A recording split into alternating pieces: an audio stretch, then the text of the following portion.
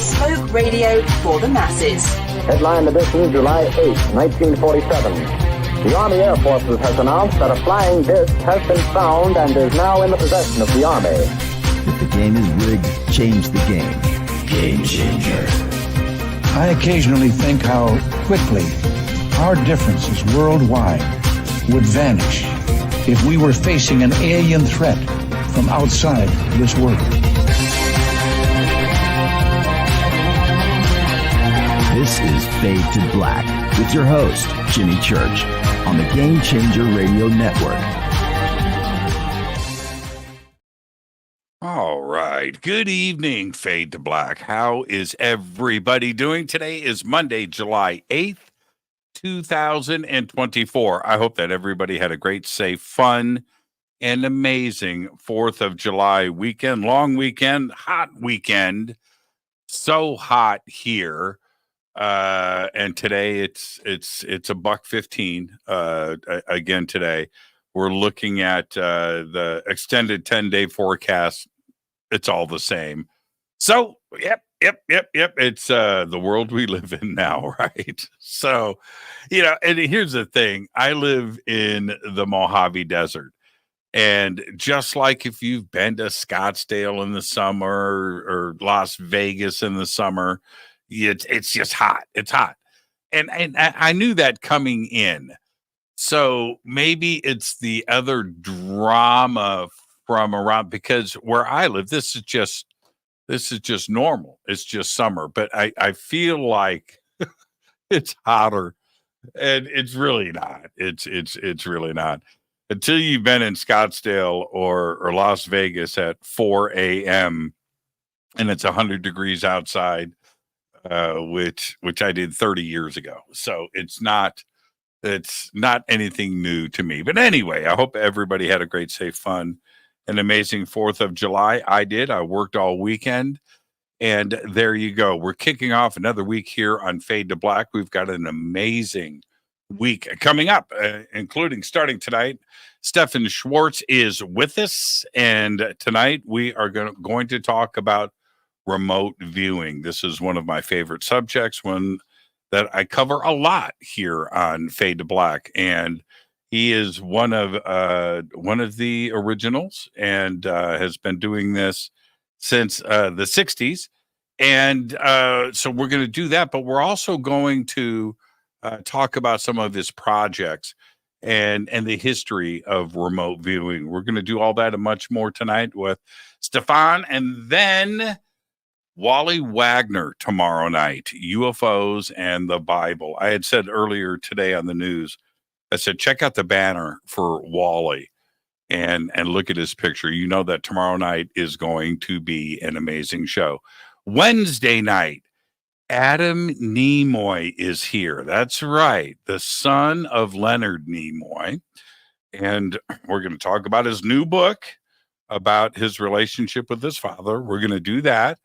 Of course, we'll talk about Leonard. We'll talk some Spock. We'll talk about the documentary that I'm sure that most of you have seen called For the Love of Spock, which is also the title for Wednesday night show. Thursday night, Paula Harris is with us, and old friend, great researcher. And we are going to be doing UFOs and ET and contact UFO updates all night on Thursday to wrap up the week. All right. Now, I have 4 major events coming up in the second half of 2024, starting in a couple of weeks. I will be in Miami co-hosting the 2024 Conscious Awards in Miami, Florida. That is August 3rd and the 4th. Today is the 8th. So that's coming up in 3 weeks. Giorgio Tsoukalos is going to be hosting. Of course, we've got Billy and Elizabeth Carson. It is going to be a completely festive weekend. Lots of things planned on the 3rd and the 4th.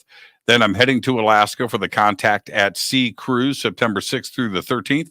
The links for that are below. An amazing list of speakers going to Alaska. And so come with us to Alaska, and let's go see some whales and share some knowledge. And then October 3rd through the 14th, I'm going to Egypt again with Billy Carson, celebrating my birthday once again this year. This will be 3 years in a row that I've celebrated my birthday in Luxor. Wow. Wow. I don't think I'm ever going to stop doing this. So that's in October. Links for that are below. And then Peru and Bolivia coming up in November with Brian Forrester. And so now before I bring in Stephan is remote viewing. And I had mentioned last week, I did a post today about my friend Jerry Reeskamp that recently passed away, 3-year battle with cancer. And I have been posting, and I told everybody last week that when I go out to the desert and ride my Harley, I'm out alone, no Bluetooth, no stereo, no music. It's just the engine and the desert and my head, right? I'm getting inside of my head. And it's like a form of meditation, and I get into a Zen. And I talk about it almost every day because I do it every day. I did it this morning. And I did a post about Jerry today, and I held off on doing that. And but I did today is, my way of kind of dealing with this heartbreak and this pain. It sucks. But while I'm out, what I have been doing, and I mentioned this to everybody, and this is connected to remote viewing. I'm inside of my head, and I've been doing these life replays of Jerry and I over the years. And I don't know what's up with it because it is vivid. It's vivid. And I am enjoying it so much. I posted a bunch of pictures of me out riding this weekend. All of it was me thinking about Jerry. And because you can get your mind to a place where I don't know. It seems like I'm remote viewing my past. And that I'm there in real time, and I don't have the disturbances of life to get in the way. It's just the Zen and doing it. And tonight, I can't believe the conversation that I'm about to have, because I just think that we all have the ability to do it. And the way that I have been tapping into Jerry over this last 10 days, something is real, and it's really cool. Now, my interest in remote viewing goes back probably 30 years. And about 10 years ago, I was on the internet, and I was just YouTube, next video. And I come up to a remote viewing video. And so the remote viewer, he's got a camera above him, and it's pointed down at the at blank paper, and he's got a pen, and he doesn't know what his target is, but he's drawing, and I'm watching him draw. And he's flipping the pictures over, and he's zoning in, and I'm watching this. I'm like, wow, that kind of looks familiar. Right? He's drawing, flips it over. I'm like, okay, this is getting interesting. And I'm watching, he gets like 20 pictures in, and he's like, I think this is it. And then the envelope from his handler gets opened. And what gets taken out? Me. I watched it. This is somebody I didn't know. It's just a video on YouTube, and I see the envelope open. I see what has been drawn. I know exactly what's going on. And then to see my name there associated with this photograph, because my name is on the photograph, my mind was blown. I watched the process of remote viewing, which is fascinating, but then to see it involve me, and that started a whole nother journey. And I started contacting everybody. I wanted to know what was going on here. Tonight, we're going to do it with Stephan Schwartz. He's one of the pioneers in remote viewing research. We're going to be discussing all of his groundbreaking work as the principal researcher in projects related to archaeology, consciousness, history, and science. He's a distinguished consulting faculty of Saybrook University and a research associate of the Cognitive Sciences Laboratory of the Laboratories of the Fundamental Research. He is the columnist for the journal Explore and editor of the daily web publication SchwartzReport.net, in both which he covers trends that are affecting the future. He also writes regularly for the Huffington Post, and I would like to welcome for the first time to Fade to Black, Stephan Schwartz, and he's right there. Good evening, young man. Good evening to you.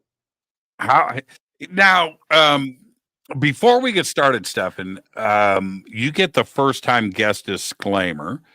So the next time you're on the show, we don't have to do it, but we need to do it now for everybody, which is this. Stephan, it's just you and I sitting on my couch having a conversation as friends. And where that conversation starts, it starts. Where it ends. But we're going to end as friends. Now, you have to accept so we can move forward. Fine. You're good? You're good? You're good? Okay. The idea of remote viewing, I think that the community in a general sense kind of understands it, but also there are different perceptions of it. Can you help us understand what is your definition of remote viewing? Non-local perception. Which means there's only one. We are beings that have an aspect of our consciousness which has continuity. You existed before you were born. You will continue after you physically die. You have access to this aspect of yourself, and you do that by attaining and sustaining intentioned, focused awareness. Now, you were just listening to me describe what I've been going through over the last 10 days after the passing of my dear friend from my childhood.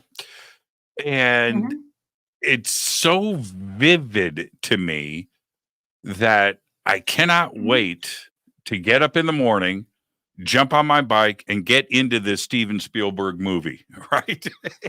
And I feel like I'm there.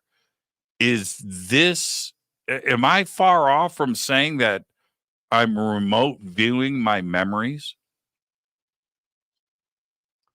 Well, yes, I would. What's happening is you had a series of experiences, and when you're on your bike driving around, you are moving into a intentioned, focused awareness. You describe it. And when you do that, you have access to the information that comprises the memories that you had, that you're re-experiencing. This is all about information. Then the non-local aspect of consciousness accesses information. That's what remote viewing is.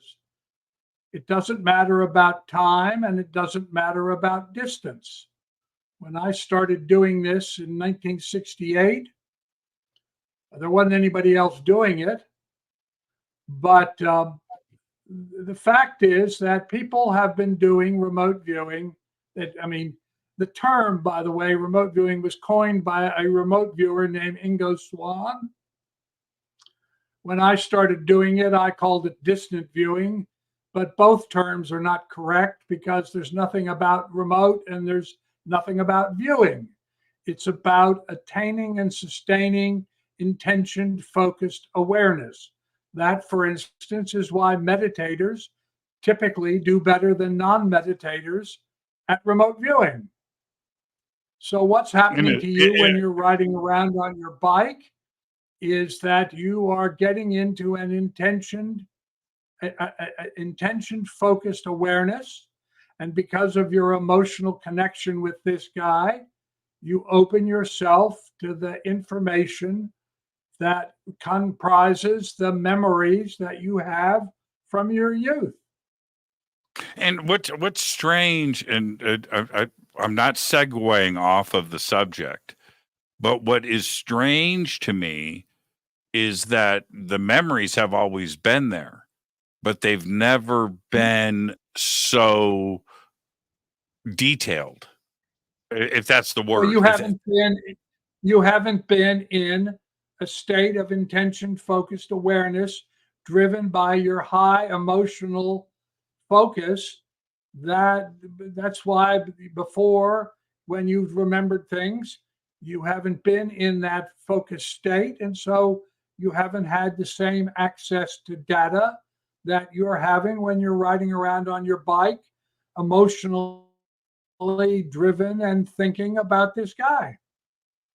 There's nothing very unusual interesting about this. Very interesting. Well, it's the first time for me. I mean, I've had plenty of people pass away that I've known. I've got plenty of memories, but I think that back to, this heightened state of awareness and getting rid of the clutter, right? Getting rid of the stuff that is around me.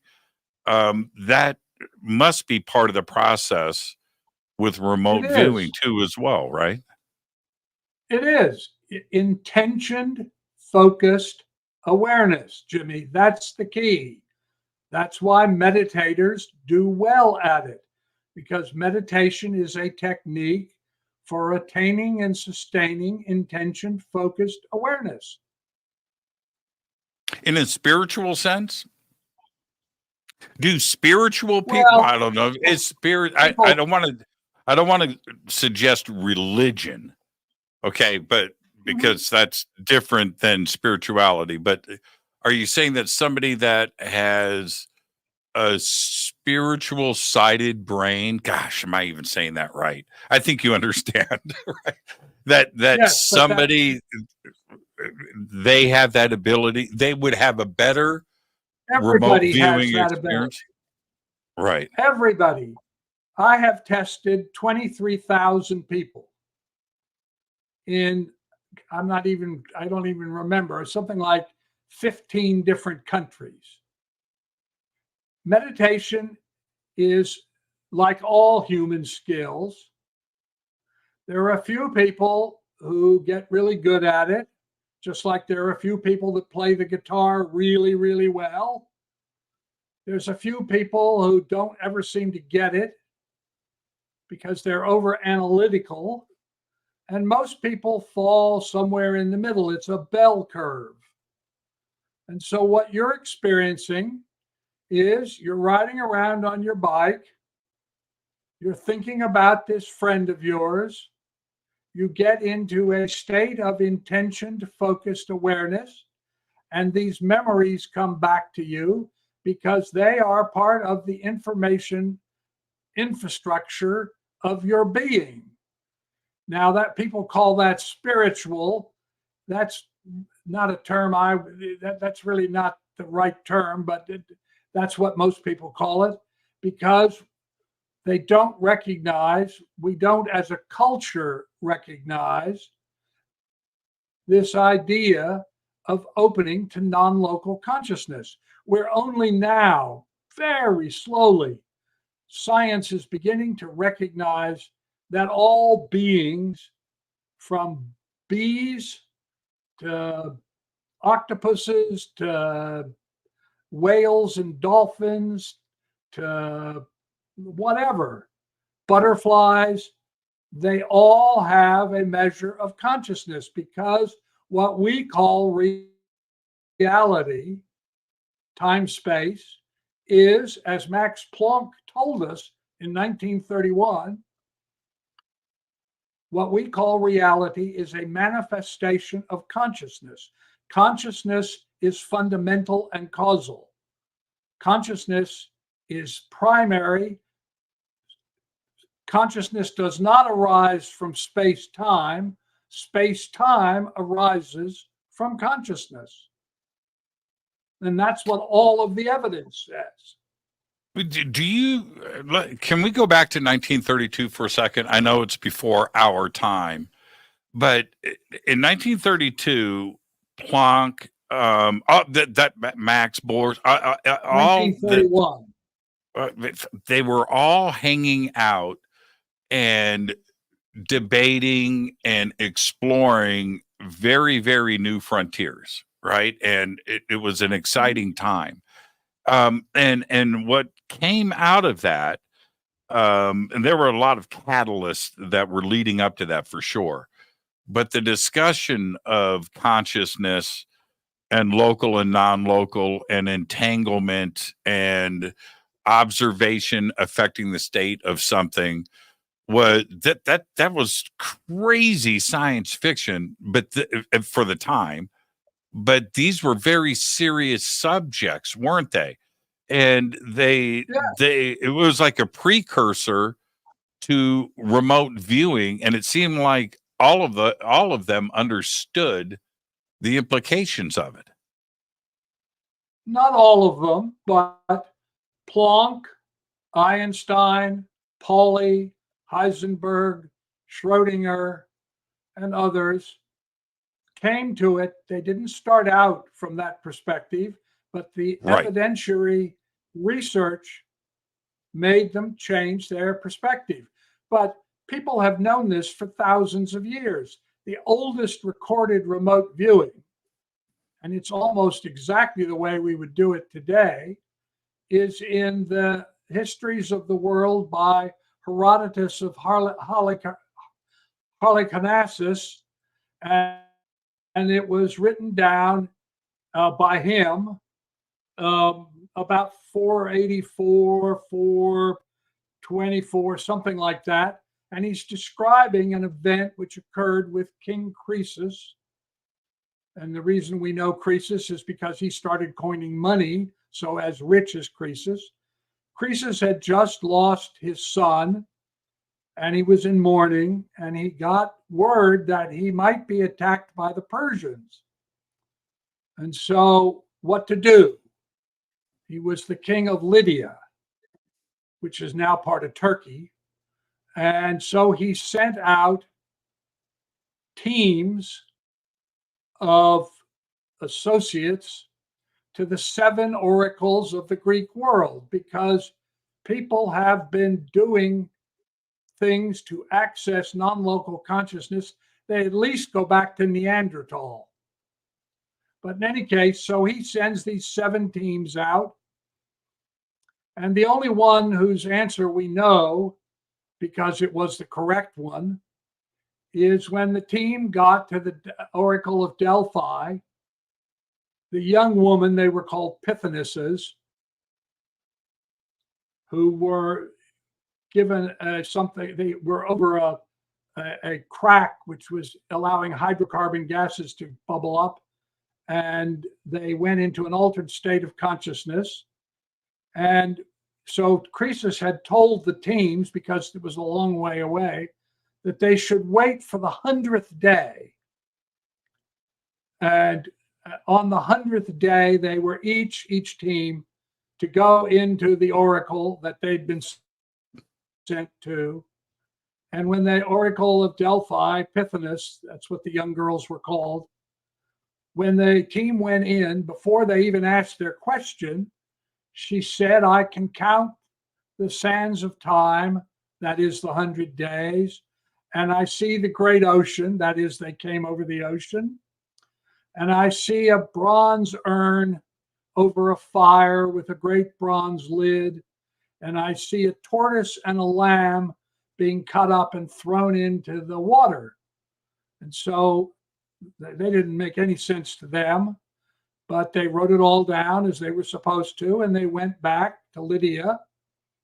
And when they got there, each of the teams, and they each reported what they had been told, when the Delphic Oracle team told what they had been told, Croesus bent down and gave obeisance, because he had thought to himself on the 100th day, well, what can I do that nobody would expect? Because if they said, well, he's sitting on his throne issuing orders, well, of course, he's a king. So he had a bronze urn brought into the courtyard of his palace, and a fire built under it, and a big bronze lid that came with it. And he personally cut up a tortoise and a lamb and threw them into the water, exactly as the oracle had said. And that's in the 46th chapter of Herodotus's Histories of the World. Herodotus is considered the father of history. Mm-hmm. And you can go and read it. It's all recorded, it's been recorded. But as I said, we know from the evidence that at least back to Neanderthal, that people were aware that there was a continuity of consciousness, that is, that consciousness continued after physical death, and that there were ways of getting to opening to it. That's what religion is all about. It's about opening to the non-local aspect of consciousness. If you think about religion, whatever religion, forget about the cultural dynamics, the culture, the scriptures, all of that. That's all secondary. What religion is always about, think about it. What do? They create a place which is the sacred place. Now, why do they create a sacred place? And the answer is, we know from the research, and I guess I should probably tell you, I am entirely a data person. So everything I am telling you is based on objectively verifiable evidence. I am not a philosopher. I'm not, a theoretician. I am an experimentalist. So what I talk about is what we know from experiments. And what we know from experiments is that it is easier for a remote viewer to describe Chartres Cathedral, or more likely to be accurate in describing Chartres Cathedral, than it is a French warehouse of the same physical size. Now, why is that? And the answer is because from the moment it was conceived, just like you on your bike, there was high emotional intent, and there were thousands of individual acts of intentioned observation under an emotional state of consciousness, whereas nobody pays any attention to warehouses. They just drive by them. So we know that it's easier to remote view something that is numinous, that's the correct word. We know that when something is more numinous, it is easier to describe. That's why people see ghosts in haunted houses, because there is a high emotional content. And the house, it's not the physical house, it is the informational structure of the house. So the three things that matter in remote viewing are numinosity, that is, do a lot of people pay attention to this, which is what makes it numinous, and entropic process, that is, a change in the informational structure, death being a change in an informational structure. So numinosity is a phenomena of coherence, and entropic process is a informational process of discoherence.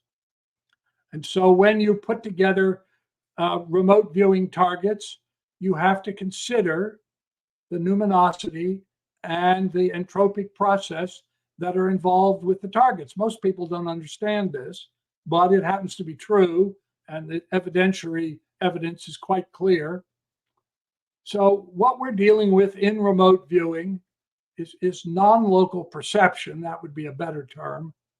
And it's because we are beings of consciousness who periodically manifest in time, space, physical personalities that incarnate. So, and I've got a great question from Cindy that she just posted. I'm going to pop it up here in just a second while we're on the subject. So, we don't necessarily have to understand the science or physics of it.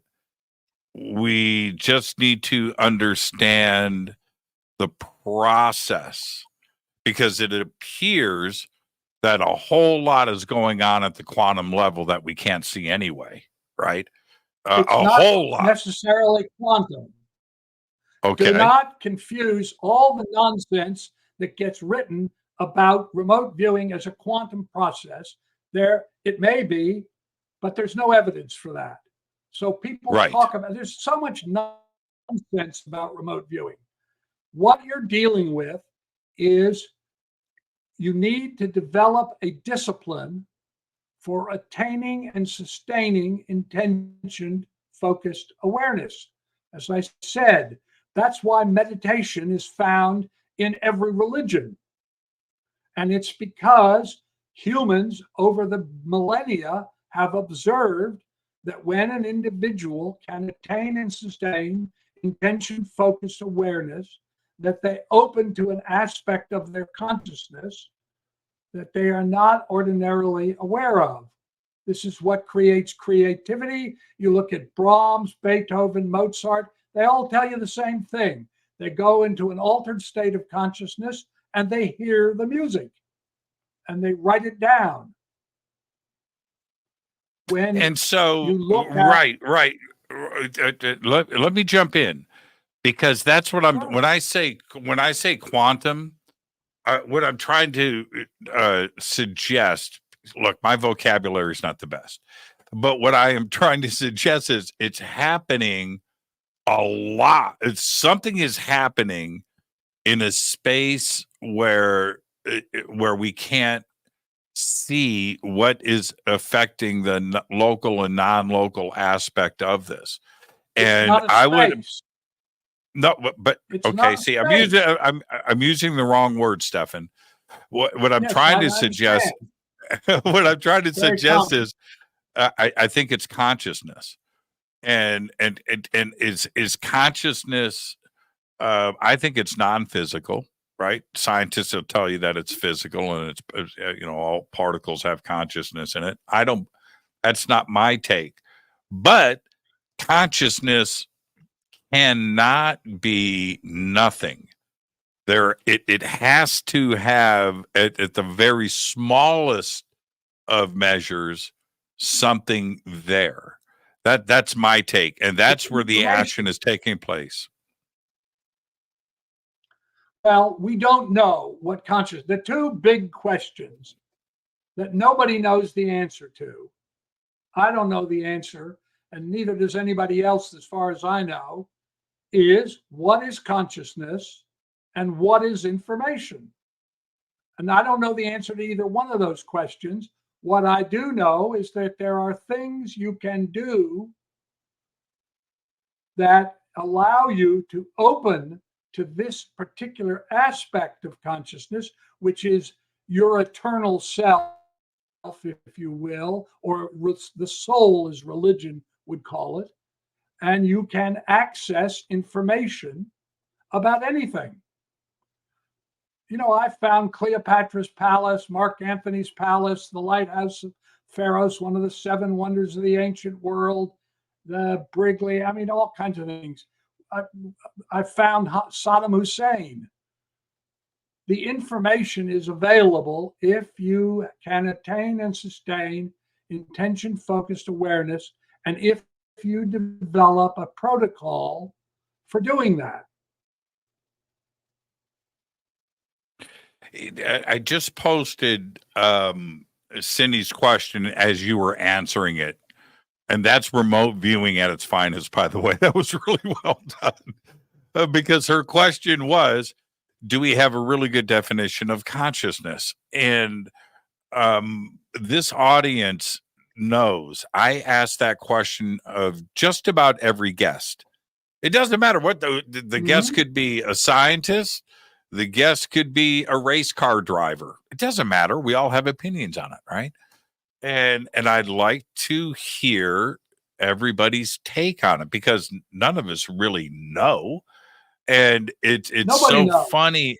No, nobody. Nobody And knows. it's do you find it what's your idea behind why science, the hard sciences especially, refuse to discuss the subject?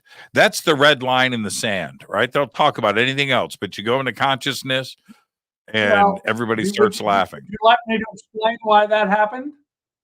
I do. I absolutely want to hear it. Well, in order to understand that, you have to go back to the Council of Trent, 1545 to 1565.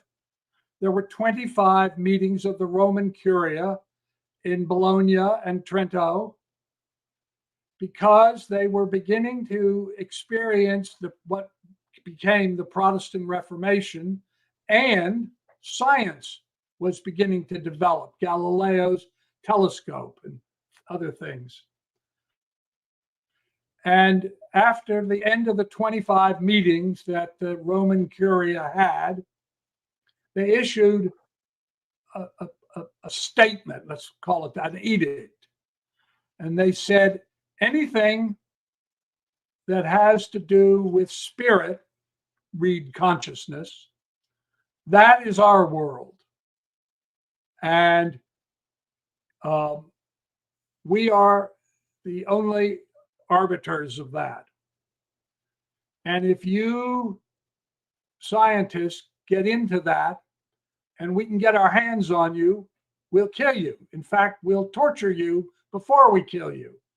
That's what started, one of the reasons the Inquisition started. And that continued. Now, there were scientists that did care about consciousness. Newton, for instance, was as interested in alchemy as he was in consciousness, or as he was in science. But at the end of the 19th century, psychology, psychiatry, anthropology, parapsychology all begin to come out. And materialism, which is the dominant scientific view at that time, is consciousness arises from the physical body. It doesn't exist. When you're dead, there's no consciousness. And what happens is scientists who were doing research, studying various things, as I said, psychology, psychiatry, Carl Jung,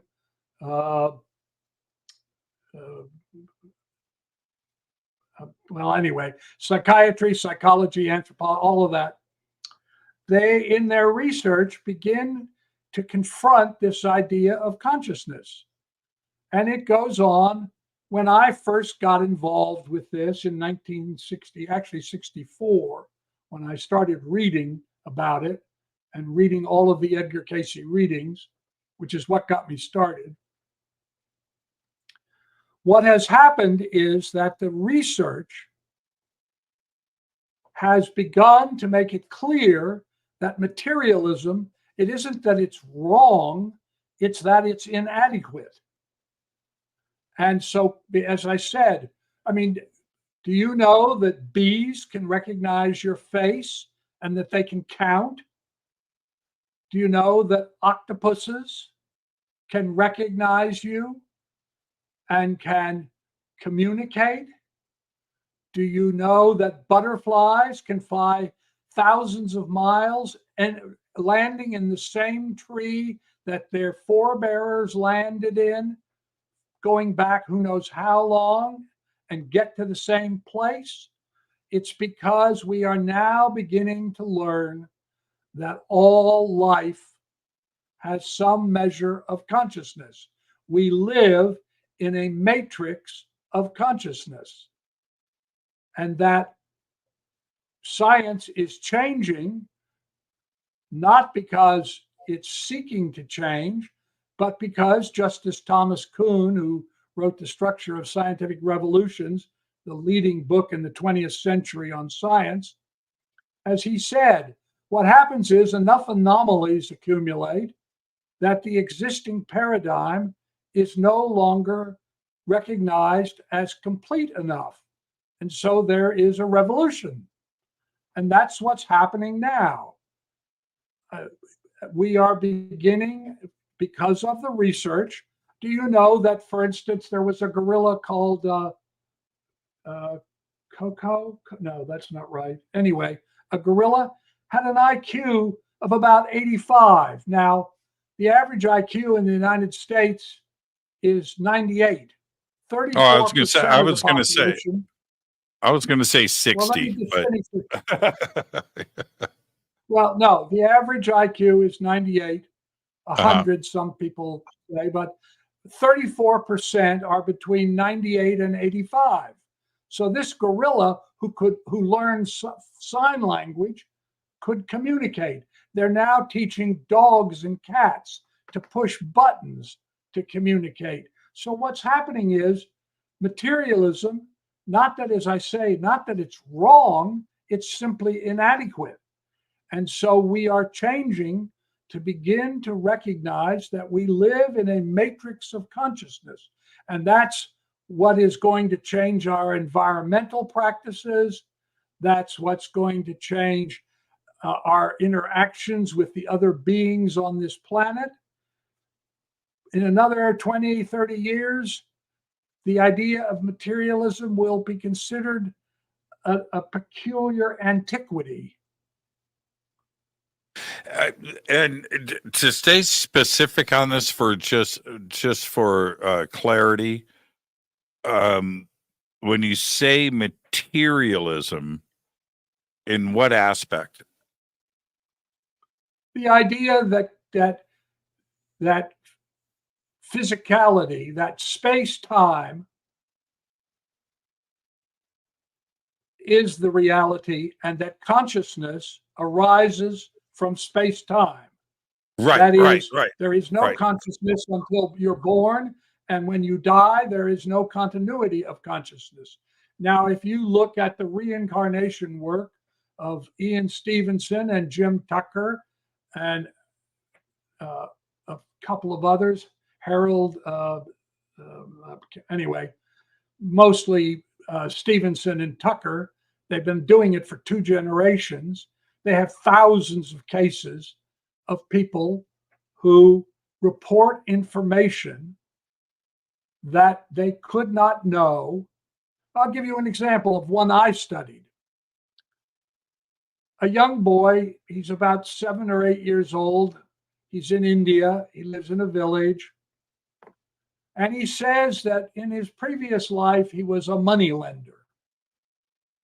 Now, this kid has got a big scar on his back, a keloid tissue scar, like he's been struck with something on his back.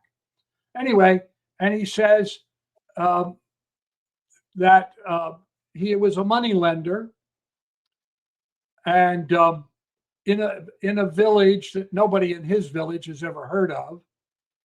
So we take this kid up to the village that nobody's ever heard of from his village. And we get to the edge of the village, and he immediately walks very purposefully up to a house, a hut. And the door is opened by an elderly woman, and he looks at her and calls her by a pet name.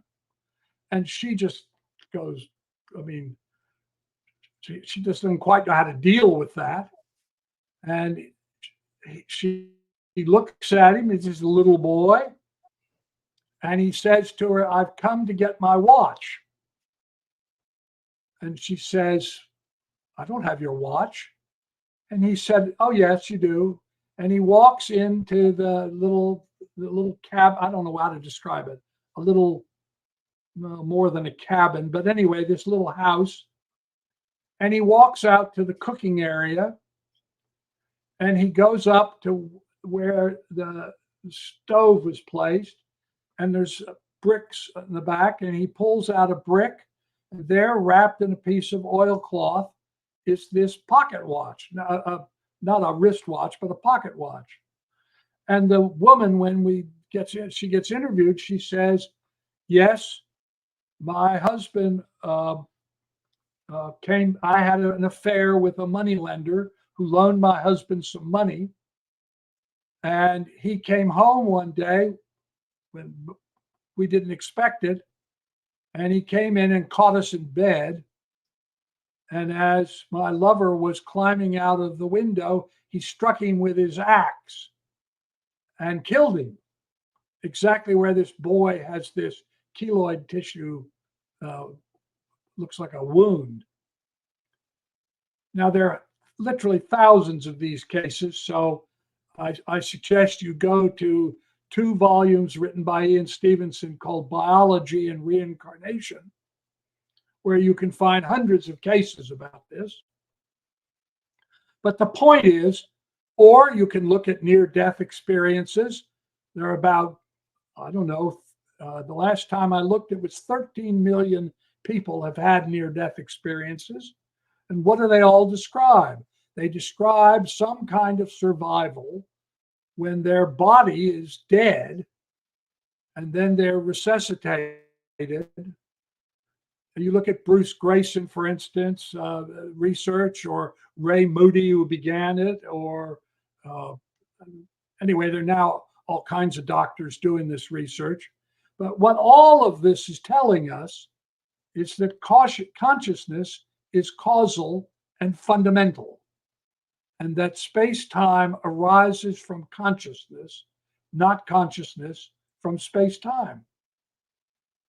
Do you think that the chemists and biologists and physicists of the world are in such strong denial because this is something that they can't measure or observe, so they just dismiss it as a chemical process, and that's it? There's nothing else to discuss. Do you think that's the reason why? Because they don't have data to process, so therefore they don't want to appear like they're wasting their time? Oh, no, there's all kinds of data. There's thousands and thousands and thousands of cases. No, I believe that. No, I know that. It has nothing to do with belief, Jimmy. Nothing. It's not about belief. This is experimental evidence. The reason that, well, to get into this, you want to get into this. As Thomas Kuhn said, most second and third tier scientists are more concerned with peer group acceptance. Only the first tier scientists, who are known for inventing things or creating things, pay attention to this because they have personal experiences. Einstein says, as he was whiling away the afternoon in a canoe after an illness, he conceptualized, that's a better way to put it, he conceptualized the theories of relativity. Tesla says he was walking across Central Park in New York when he saw as a vision the electric motor. And he went back to his laboratory and he said to his workers, the scientists who were working with him, engineers, "I want you to build this, not prototype it, build it." And they turned it on and it ran. Or, as I said, Brahms, Beethoven, Mozart, they all say, "How did you create this music?"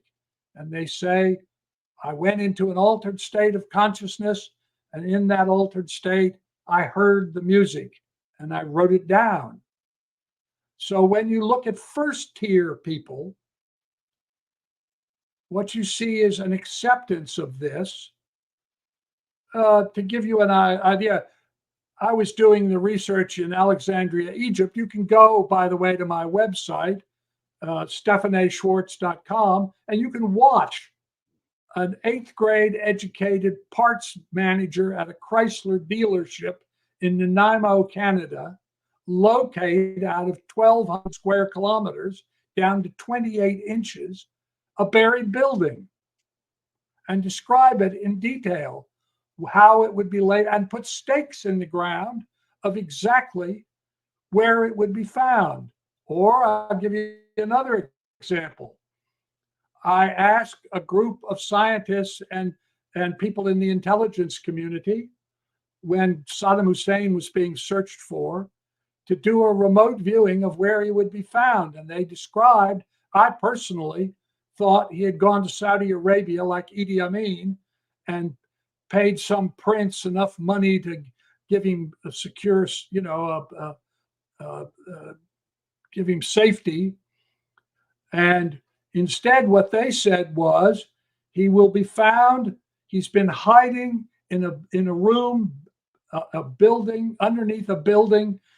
And they drew a picture that has this strange little second story right over the front door. It has a big tree on either side. It has a road in front of it. It has a stream behind it. He will look like a homeless person. He'll be dressed in shabby clothes. He'll have a gun, but will put up no resistance. There'll only be 2 or 3 people with him. He will have a box full of money. Now, that all sounds like nonsense. And I gave this information to these intelligence guys from CIA and the Air Force and other Army. And 2 weeks afterwards, after he had been captured, I went out to my mailbox and I found 2 pictures that were taken at the moment that he was captured. And he looks like a shabby man with a gray beard. He had a gun. He did not put up resistance. There were only 2 or 3 other people. He had been hiding in a room that had been dug out under this house. It had this funny little second story. It had the big trees at either end. It had the road in front and the stream behind. And he had a box full of money.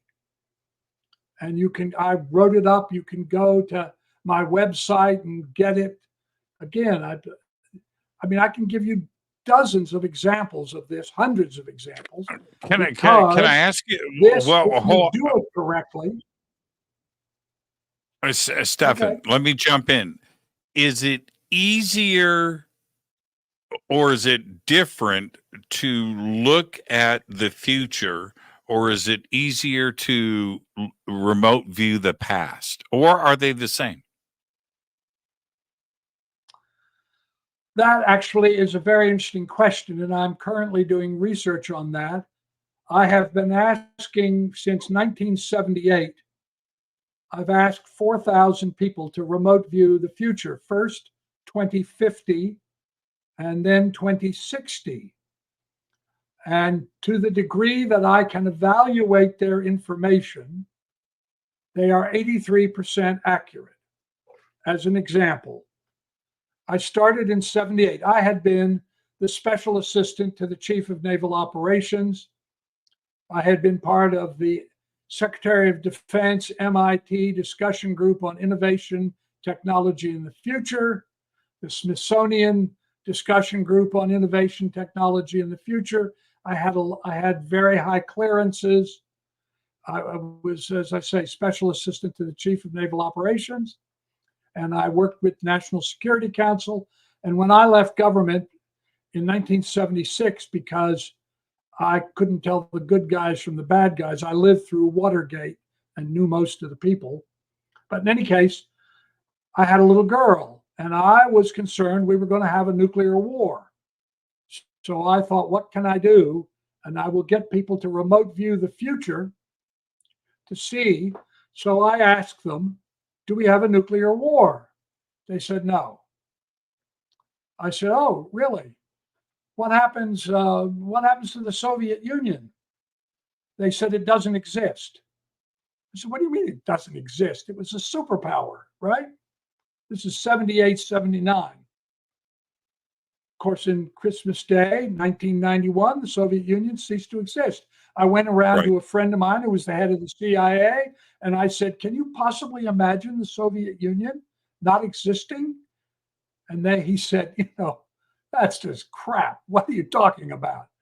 Then one of the other things was I said to them, tell me about healthcare. And they said, well, it's going to be very different. We're going to be able to manipulate genes. And of course, the CRISPR technology, that's happened. And I said, oh, that's interesting. And they said, and there's going to be a lot of pandemics. And I said, pandemics? I'm thinking Spanish flu, 1918. And they say to me, no, the first one will be a blood disease. It will cross over from primates to humans in Africa, and it's going to kill millions of people. And I went around to a friend of mine who was the head of the National Institutes of Health, and I said to him, do you know anything about, this is 79, 80, do you know anything about a blood disease that can cross over from primates to humans and has the potential to kill millions of people? And he looked at me and he said, Stefan, I don't know what you're smoking, but you should quit, because that is absolute nonsense. Of course, 1981, along comes AIDS, kills 35 million people, then SARS, H5N1, and now we're doing COVID. And there are going to be others because they talk about climate change. And as we now know, as the climate change occurs, the viruses and other things are going to mutate to accommodate the new circumstances. And so we're going to have a number of pandemics. COVID is just the latest. Anyway, I will tell you, this is a prediction that you can check if you live that long. Between 2040 and 2045, we're going to have a very dramatic, utter restructuring of society. Now, when I first heard this from people, I thought, well, maybe it's aliens are going to contact us or something. No, I don't think that's what it is. I think it's climate change. I think it's the end of the carbon era. Oh, that's another thing. I asked him to describe how people got around in 2050, and they said, oh, well, they're all electric. There's no gasoline engines anymore. And in 1979, 80, 81, 82, 83, nobody thought that. Anyway, between 2040 and 2045, we're going to have a really dramatic restructuring of all human cultures. By 2060, people say they're on the other side of it. So whatever it is, whatever confluence of things it is, apparently resolve themselves. They began telling me back in late 70s, 80s, 90s, all the way through. I asked them, well, what about the United States? And they said, well, the United States still exists, but it's very different because power has evolved down to the states and groups of states which have joined forces. And if you look at the evidence going on right now, we are going through what I call the Great Schism trend. If you look at the social outcome data in red states compared to blue states, you see there's a dramatic difference. You also see, for instance, Americans live about 5 years less than most people in Europe or Japan. And people who live in red states live die sooner than people who live in blue states. So we are already splitting into two countries with a single federal government. And I'm not quite sure what's going to happen. But what is clear to me, and as I say, is clear by the social outcome data, is that we are splitting into two countries. And in very dramatic ways. I mean, I'm talking about literacy. I'm talking about obesity. I'm talking about cancer, heart disease. 54% of Americans can't read past the 6th grade. 43% can't read past the 5th grade. And again, most of that is because of what's going on in the red states. Now, you can argue I'm not talking politics or political partisanship. I don't care about that except anthropologically. What I care about is social outcome data, because you can objectively measure it. So we are going through a major, major transformation. And by 2040, 2045, we're going to be in this, whatever this is. And by 2060, we're going to be on the other side of it. And we're going to be in a peaceful country. That's the good news. Smaller communities, much more minimalist architecture. Race is no longer an issue. Gender equality is no longer an issue. So it's going to be a very different world. And the climate is going to be very, very different. We're going to have 3 major migrations away from the coasts. It's already happening. Look at Florida. You can't get home insurance. Out of the Southwest where you live, because it's simply going to get too hot and not enough water. And out of the central states because of cataclysmic weather events like tornadoes. Do you know, real quick, Stefan, there was a press release. It came out 2 weeks ago about where you live, that the biggest fault line has been discovered 200 miles off the coast of Washington between Northern California and Vancouver. It's called Fault Line 4, and okay, so this is the thing. This is what that they are calling on emergency construction and reconstruction of any building built after like 1980, number one. Number two, that it has gone active every 500 years. The last time it did anything was 525 years ago. So they're like, yes, like any day. And they said it will be a magnitude 10 plus. Now these are academics. This is not like my talk show, talking about this stuff. And that the tsunamis would be between 2 and 4 miles high, striking the Northwest. Now that's pretty alarming. I mean, it's not just Florida, right? It's not just Los Angeles. It's not just Japan, right? I'm familiar with it. Yes. Yeah.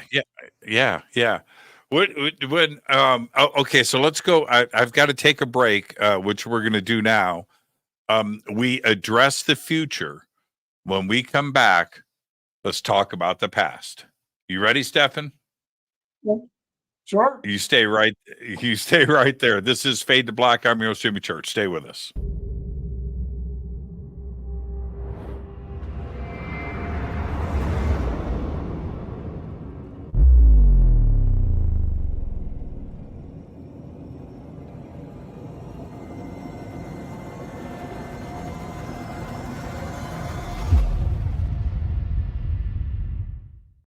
Subscribe to our YouTube channel to get your alerts and access to over 2,000 videos. Click that subscribe button right now.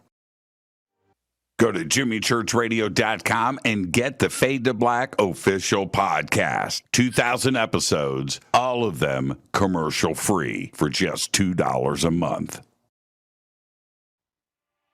Hi, this is Jimmy Church of Fade to Black, and I want to invite you to come to Alaska with me on the Contact at Sea cruise. It is this September 6th through the 13th, 2024. We are on the largest ship in the Pacific Ocean.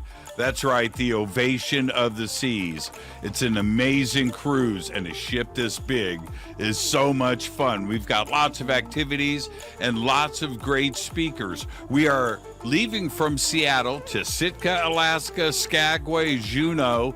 We're going to end the cruise in Victoria, BC, and arrive in Seattle on September 13th. We've got a lot of amazing speakers, including we've got Seth Shostak, Scott Walter, Stephen Bassett, Daniel Sheehan, Daryl Sims, Mas Adi, Vivian Chavez, Grant Cameron, Geraldine Orozco, Misha Johnston, and Melanie Aguirre, and a whole lot more. All you have to do is go to divinetravels.com. You can also go to contactatsea.com. Both are going to take you to a full event schedule. You can check in, look at the boat, get things ready to go, and maybe get a cabin with a balcony. That's what I'm talking about. Come see the whales.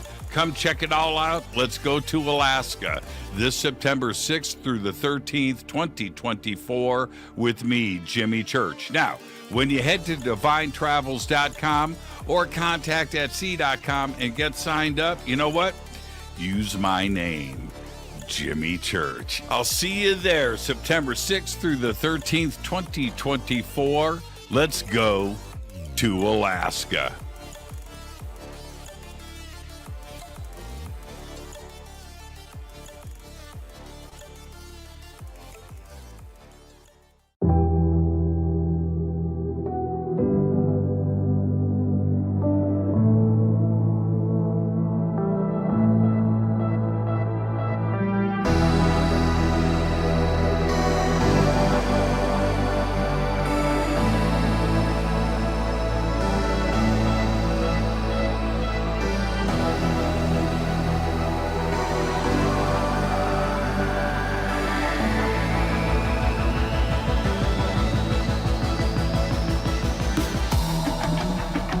This is Jimmy Church. Please visit and explore Egypt this October 3rd through the 14th, 2024 with Billy, Elizabeth, myself, and very special guest and the #1 podcaster in the world, Sean Kelly.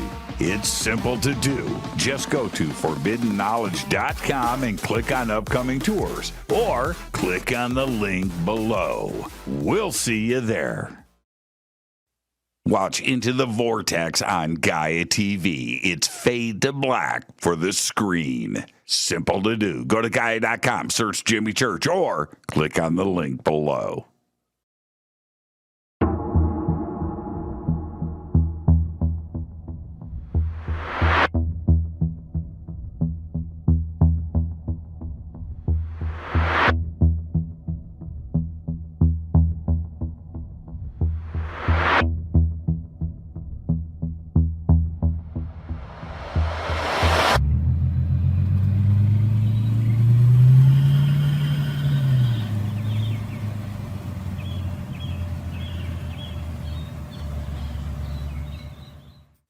Follow Fade to Black on Twitter at JChurchRadio. Get all of the show updates every single day.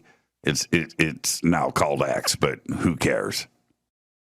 How you doing? Jimmy Church here. Special announcement. Get your Fade to Black t-shirts. That's right. Help support the show. Help support everything that we do over here. We've got 2 t-shirts. We've got 2 ways to get them. Get your Fade to Black t-shirt today. Go Backley Tappy. Go to jimmychurchradio.com and become a Fadernaut. Get a membership. That's right. Everything is commercial free. You have access to downloads, and you get to call yourself a Fadernaut. River Moon Coffee, makers of the Fade to Black blend. Truly the best coffee on planet Earth. Just visit rivermoonwellness.com or their Amazon store. It's all simple to do. You can check out the Fade to Black blend, the Game Changer blend, or any of their Black Moon Wellness products. It's the only coffee I drink. It is the best, and it's Doc. Again, rivermoonwellness.com.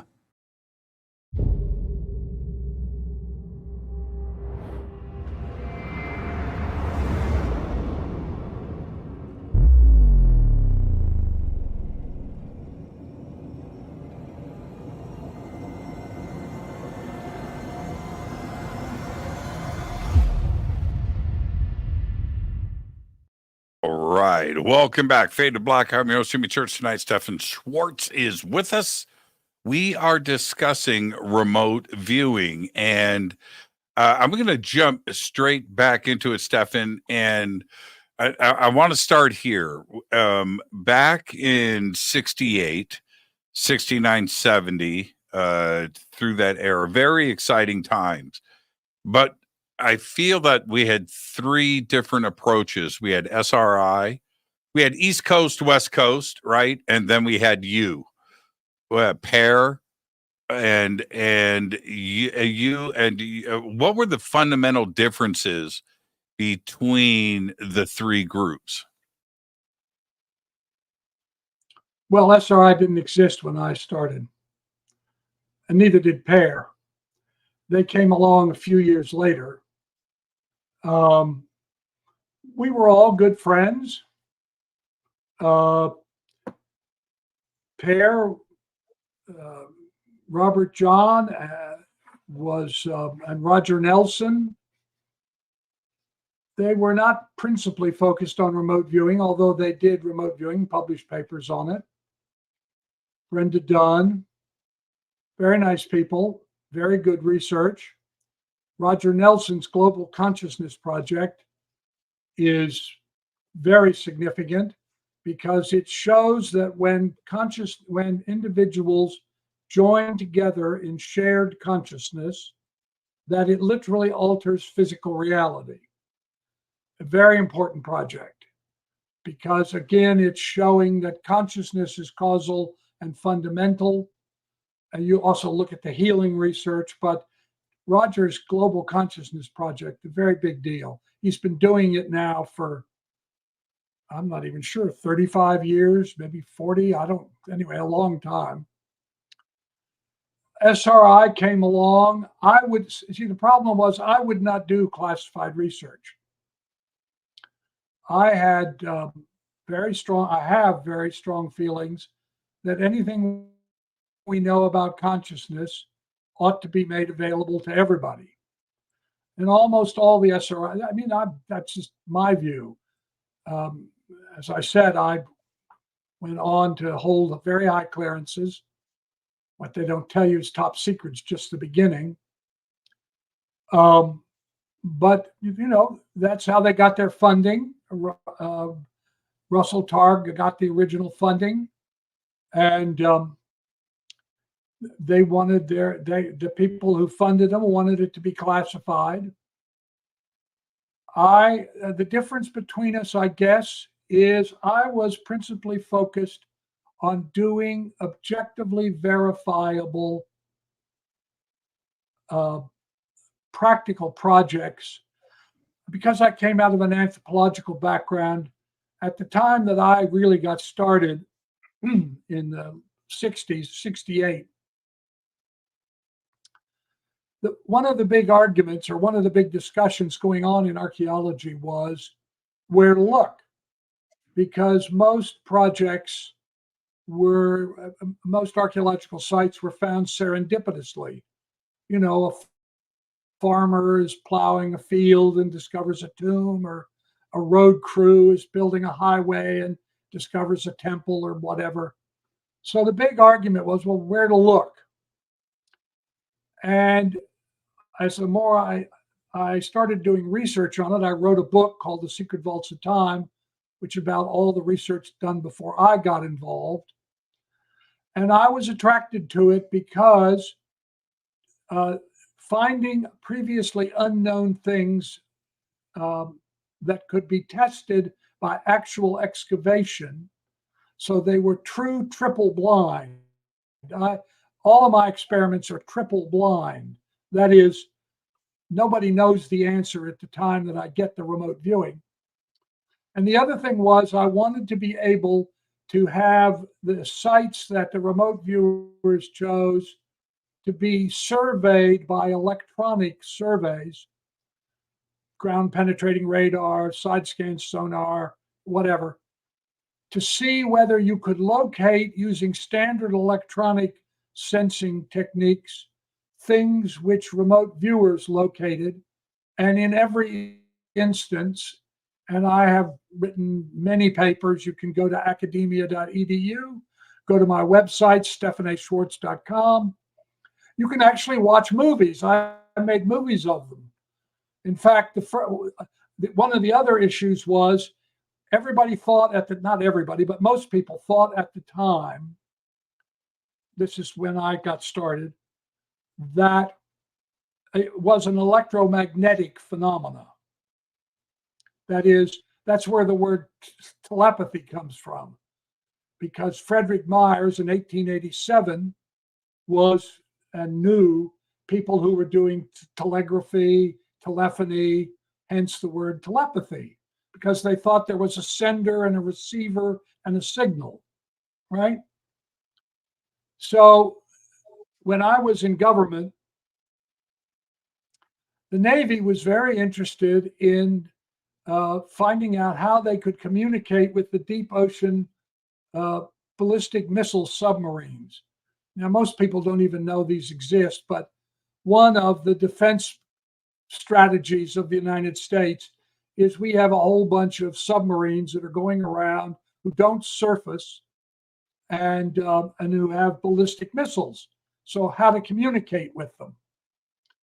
So the Navy spent $125 million trying to answer that question. And they determined that the only way you could do it was ELF, extreme low frequency electromagnetic radiation. And so the submarines were equipped. But the other thing they discovered, which is equally important, was that ELF would only transmit very, very little bits of information, far less than a remote viewing would do. So I, at that time, had a friend who was the head of the CIA, and he began sending me translated papers, highly classified, of a guy named Leonid Vasiliev. And Vasiliev from Russia. Right. Yeah. Yes. And he had been asked by the Politburo to see whether it was electromagnetic. And so he put people down into caves and down into mine shafts, and he put them in Faraday cages.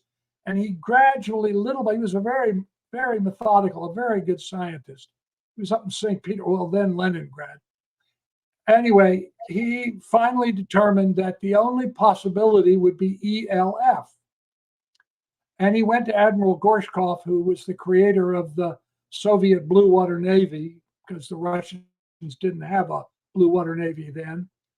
I had just created one. And he asked him if he could do this experiment to put somebody in a submarine and see if they could do a non-local consciousness project or perception. And for whatever reason, Vasiliev, Gorshkov wouldn't do it. I don't know why. Anyway, I got this paper and I'm reading it. And as it happened, I had John Warner, who was then Secretary of the Navy, asked me to go up with him, fly to Groton, Connecticut, to launch a new nuclear submarine. And on the plane was Hyman Rickover, who created the nuclear navy and who was the father of these nuclear powered vessels. And I asked him if he would let me do the experiment. And he said, well, let me think about it. And he called me about a week later. And he said, you know, that's a very interesting experiment. I wanted to put somebody in the submarine and get them to remote view where someone was located. Basically the same experiment that King Croesus had done in the 5th century. Could you describe where somebody was, right? So I had asked Rickover, he let me do it. And he called me up and he said, it's a very interesting experiment, but I'm not going to do it. And I said, why not? And he said, because the media will somehow get a hold of it and they'll start talking about these missile submarines, and we don't want anybody talking about them. So I'm sorry, I'm not going to do it. So I left government, and I went out to Arizona to write this book, The Secret Vaults of Time, and to do an initial archaeological project, because it gave me these triple blind conditions. And also I developed a protocol called the Mobius protocol. You can't do it. You need multiple viewers. You don't do a single viewer, which was actually probably the biggest difference between me and SRI. Is everything I did was multiple viewers, and it was practical, and I had it evaluated by independent experts, and I had electronic remote sensing done to compare it. Anyway, so where do you get a submarine? So I thought it would never happen. Anyway, I got offered a fellowship in Los Angeles at the Philosophical Research Society, run by a guy named Manly Hall. And I went out. I just finished this book, just done the first project. And while I stayed as a house guest in the home of a guy named Don Keach, who had been the deputy director of Navy Labs. And while we were having lunch one day, he said, "You know that crazy experiment you wanted to do with a submarine?" I said, "Yeah, but where are you going to get a submarine?" He said, "Well, as it happens, we have a research submarine that's coming down." He and a guy named Don Walsh, who made the deepest dive in history, had taken over the Institute of Marine and Coastal Studies at the University of Southern California. So he said, "We've got this submarine called the Taurus coming down to do her sea trials, and we'll pay for 3 days to let you do this experiment." I said, "Oh, well, absolutely. Let me do it." And I decided I would film it. And in fact, I got Leonard Nimoy to do the narration. But anyway, so we did this. And the experiment was, first I asked people to locate a previously unknown wreck on the sea floor between Catalina Island and the mainland where this submarine was operating, which they did. And we found it exactly where they put it. I made a film. You can watch it on my website, StephanASchwartz.com. And then I put two people, Hella Hamid, who worked with me for years and also worked with SRI. And I asked Russell Targ and Hal Putoff at SRI to go out and be the outbound persons. And I asked Ed May if he would do the interviews, since he knew them and I had just met them. So I wanted to optimize the probability of success. And they were able to accurately describe where Hal and Russ were hiding in two different places. First Ingo, then Hella. And they went down in the submarine, and we turned off the radio so that there was no electronic communications. And ELF, because I knew what the Navy had done, so I knew how deep to go, and I also knew how much information could be transmitted. And they provided much more information than could have been transmitted by ELF, and we're at a depth where, anyway. So that experiment called Deep Quest, which, as I said, I filmed and got Leonard Nimoy to do the narration.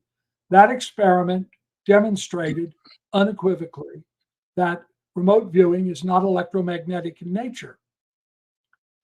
And that then encouraged me to start Mobius, my research laboratory.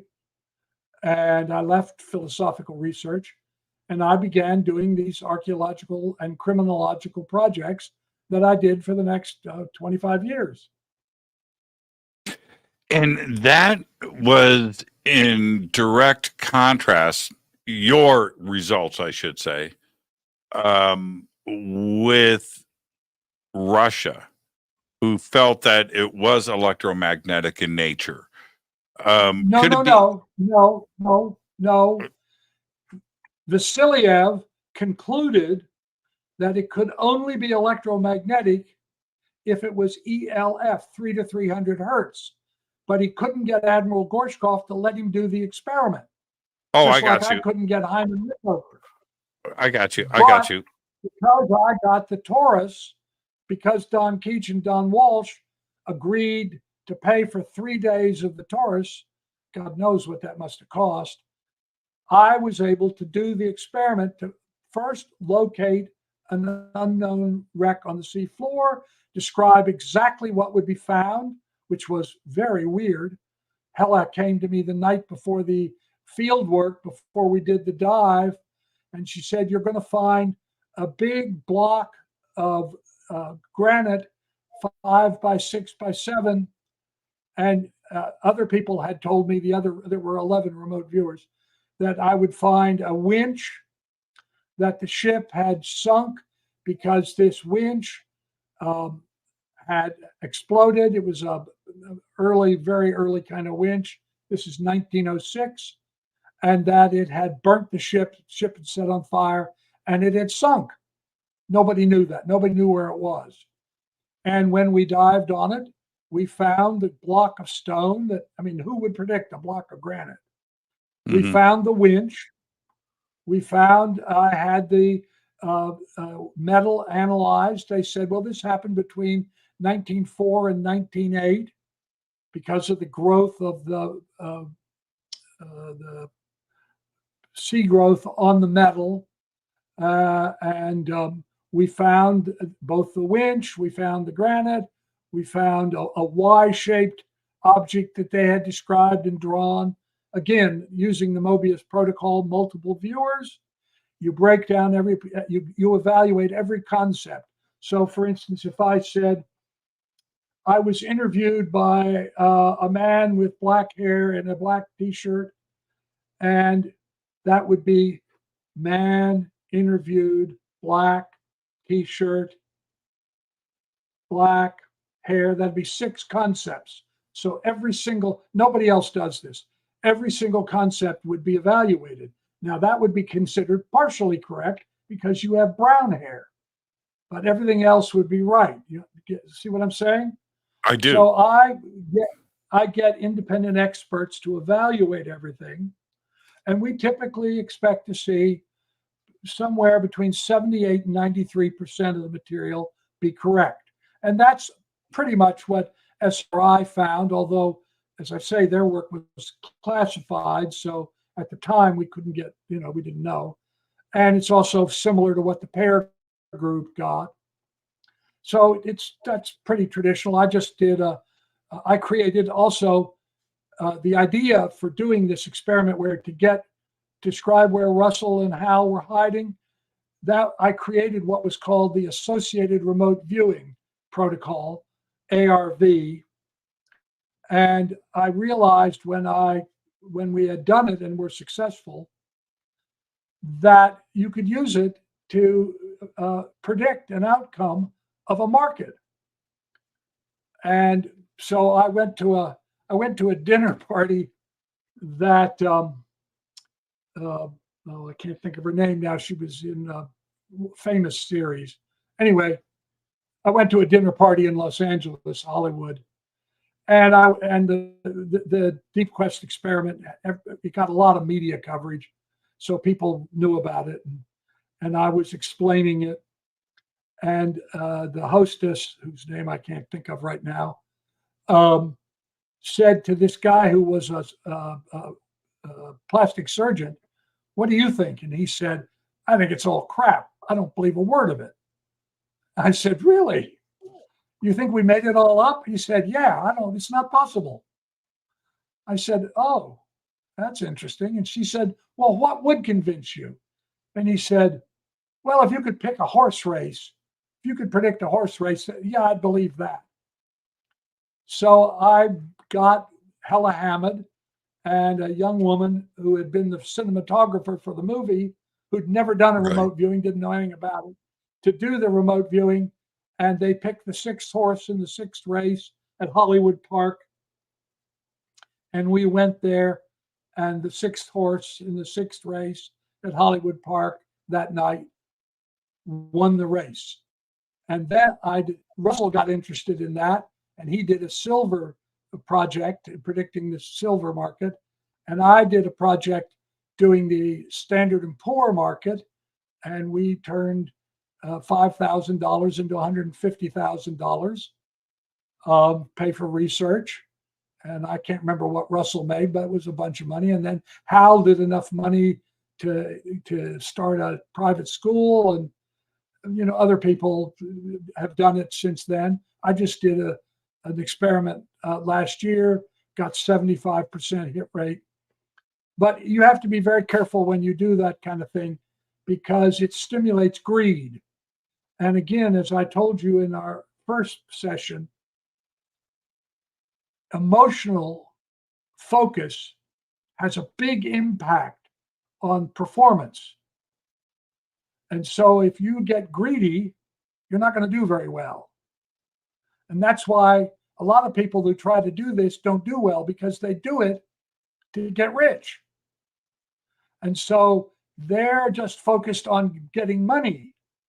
And therefore the researcher, when you do remote viewing, both the researcher and the remote viewer are linked in intention, and they create a biocircuit, and the biocircuit is influenced equally by both of them. And so if your focus is on getting rich, you're not going to do very well, because that's the universe. That's the universe, Stefan. The universe is like, not so fast. Right? That's the yes, exactly. Yeah, for sure. Now, if your Mobius project, though, if you're the triple blind, if they said black shirt, right, black hair, yeah, and I see guitars hanging on the wall, right? Yeah. Then now you've got my attention and everybody else. Where do you feel that? And you know what I'm saying. You know what I'm suggesting here for sure. Yeah, but do you feel that your results are just that? Right, that precise 75% of the time. Oh, yes, absolutely. It's not. Yeah. No. It's not that I feel that. The independent experts who do the analysis of the results are the ones who tell me how. We went to look for instance, Christopher Columbus's caravel from his fourth voyage, and I did it with the marine archaeologist for Florida, and his evaluation was 93%. So it's not me. Right. The two things you have to keep in mind is it is objectively verifiable, and I'm not the one who determines how accurate it is. To give you an example, when I was in Alexandria, Egypt, I was looking for Alexander the Great's tomb, which we found. What? But we couldn't dig it up because, well, that's another story. But anyway. Oh, you're not going to get away. You're not going to get away from telling that story. Okay, so we'll circle back. Yeah. All right, we'll circle back. Let me tell this story, because it makes the point. So I went to Muhammad Hilmi, who was the governor of Alexandria, and I said I would like to dive in the Eastern Harbor. And the archaeologists from the University of Alexandria were in absolute opposition to me. And so I said, well, what would get you to give permission? He said, well, let me think about that. We'll meet again. So I went back, and as I told you, I deal only with first-tier scientists. And I explained to you why. So I got back, this is 1979, 1980 maybe. Yeah, 80. And I sent a cold telex, that's what we used to have, to Harold Edgerton, who was the chairman of radio physics at MIT and the inventor of side-scan sonar. At that time, one of the most famous scientists in the country. And I said to him, if I can get permission to dive in the eastern harbor of Egypt in Alexandria, will you come over and do the side-scan sonar research first? And he sent me back a telex, being a first-tier guy, and he said, if you can do it at this date, and you buy me a first-class ticket and put me up in a 5-star hotel, you got it. And so I arranged for all of that. And I went back and I went to Governor Hilmy, and all the archaeologists got together again from the university. And Harold Edgerton came in with me, and they were obviously very impressed with him because he was an internationally famous scientist. And he explained to them exactly what he was going to do, and that he would do it first. And my remote viewing would be registered with them. I told them before he did it, so we could compare whether he could find by side scan what the remote viewers said was to be found by remote viewing. And Governor Hilmy said to them, will that satisfy you? And they said, well, the only thing that will satisfy us is if we're just beginning to do a excavation in a buried city about 40 kilometers outside of Alexandria. If you can find a buried building of our choice and describe the details that we will find, Right. If you can do that, then we will agree to let you do this diving. I said, okay. So I had George McMullen and Hella Hamid with me in Egypt. So there wasn't a map, so I couldn't start. Usually I start with a map, as I told you. But we drove out in the car with this archaeologist, Fauzi Fakirani, and all his graduate students and other professors. And we went out into the desert. We're talking desert. You can see it in the movie. There's another movie up there called the Alexandria Project, and you can watch this guy do it. 8th grade education, parts manager at a Chrysler dealership in Nanaimo, never been to Egypt.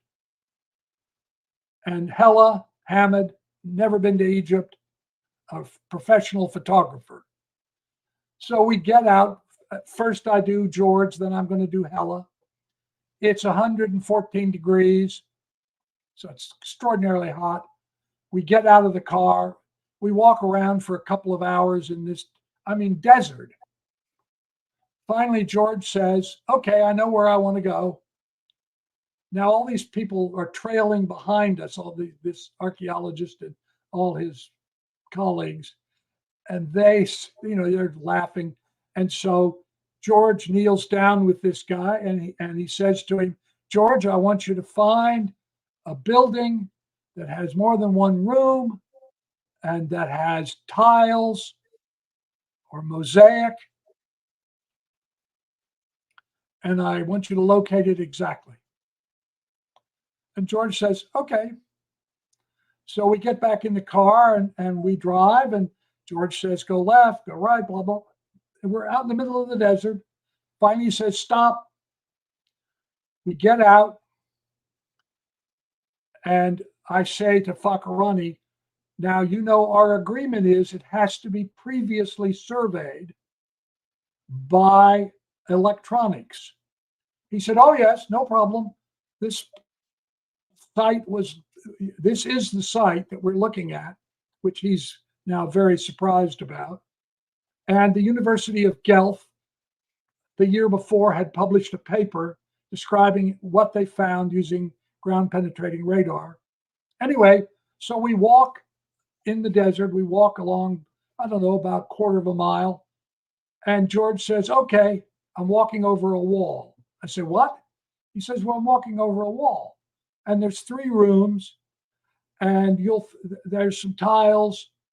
They're red, white, and black. They have a white plaster on one side and they're polished on the other. Most of them were taken away, but there's still some of them there. And I said, oh, okay. And who built this building? He says, well, it's a Christian building. It was built by Christians. And by now I can hear the giggles and the laughs in the background by these archaeologists. So then George goes away. We bring Hella in. She's almost got sunstroke. So I don't make her walk around for a long time. I take her to the place that George has picked. And she sits down because she just really is not well. And she says, well, there's 3 rooms. It's Christian.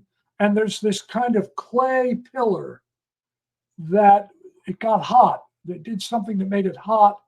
And it's in the middle of the 3 rooms. It's in the middle room. And then you'll find that it's a Christian building. So she goes away. I bring George back. I have wooden stakes. And I say, George, can you put the stakes in the ground exactly outlining the building? And he says, yeah. So you can watch him do it. He puts the stakes in the ground. He's 28 inches off out of 1,200 square miles. Right?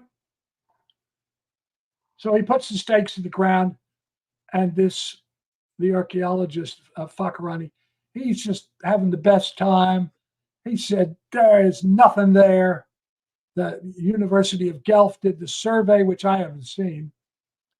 I'll show you the survey, and it couldn't possibly be Christian. It has to be earlier than that. And you're not going to find anything anyway because there's nothing there. So, okay. So we start digging. Oh, and George says, and Hella says, it's 3 to 4 feet down. At 3 feet 4 inches, we find the building. There are 3 rooms. In the middle room, there is this column, which turns out to be a Bedouin oven.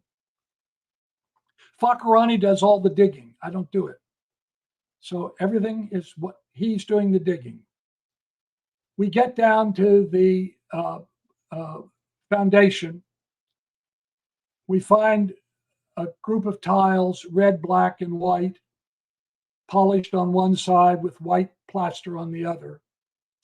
And we get down to the foundation, and there are the Christian consecration marks.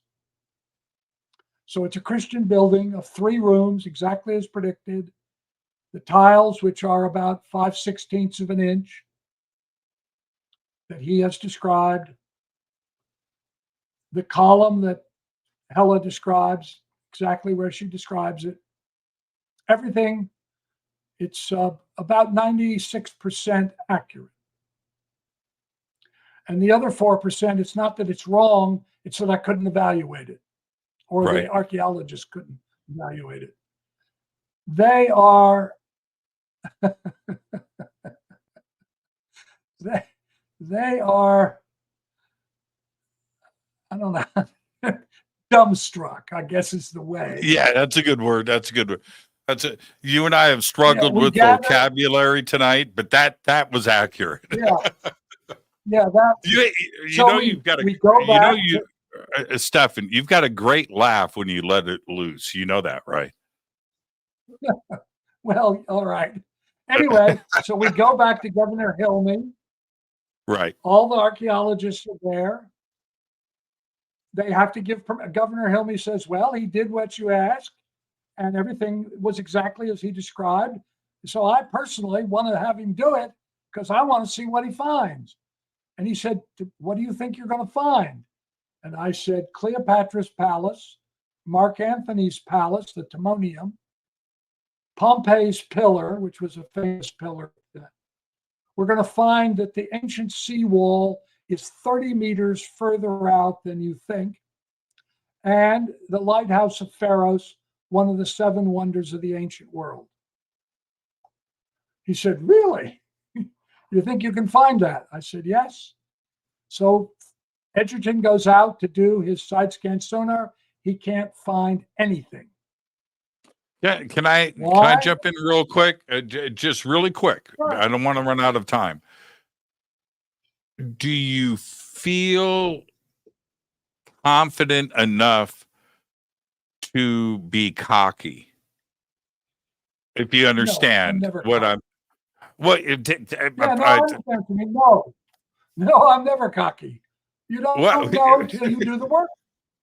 Well, that's true. That's true. Do but I it have seems confidence? Right. Do I have confidence? Oh yeah, I've been doing this for a long time. Yeah, I love it. Of course, I have confidence. I love it. I love it. Anyway, we go out. Edgerton can't find anything because in those days in Alexandria, this is really an awful story. They had no filtration of the waste that was dumped into the harbor from the sewers. And so there's so much stuff in the sewers, so much in the water that the side scan sonar won't work. But he does discover that the seawall is in fact exactly as described, about 30 meters further out, which means that to the archaeologists, particularly to a guy named Michalowski-Radzejewicz, who was from the University of Warsaw, who was the leading archaeologist in the world about Alexandria, is the most important thing we find, because it means the entire city has to be remapped from what they thought. But anyway, we go out and we find the lighthouse. They describe these balls that are there that we'll see.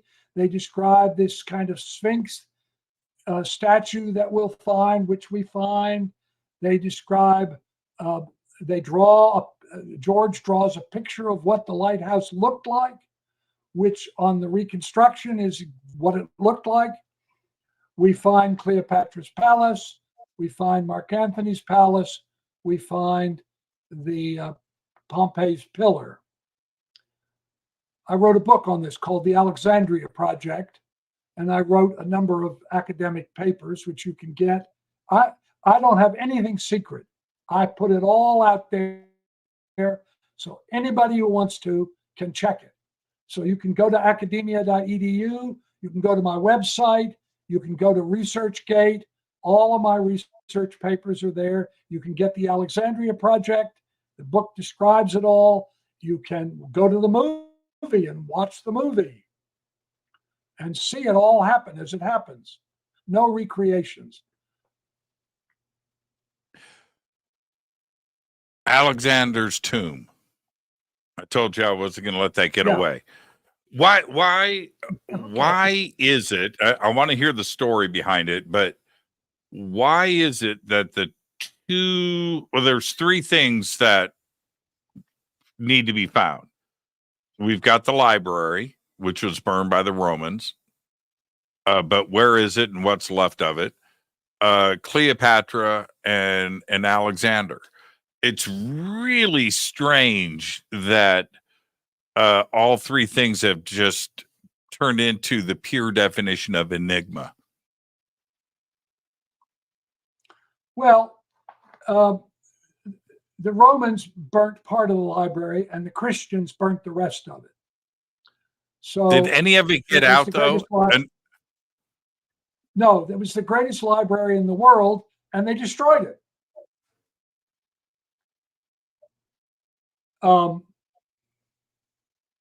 The lighthouse collapsed and the shoreline receded because the tectonic plates upon which Alexandria is built and the Eastern Harbor subsided.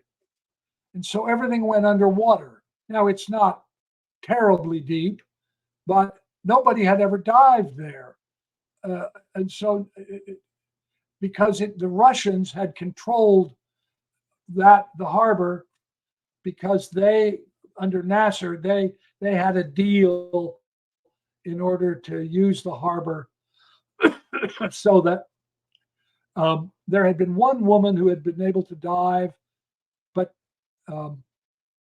she hadn't found any of the stuff. Now, also, what's happened subsequent to this is that the French came in and relocated everything we located, and they published, and it's in exactly the same place that the remote viewers described it. Now, so the library, there wasn't any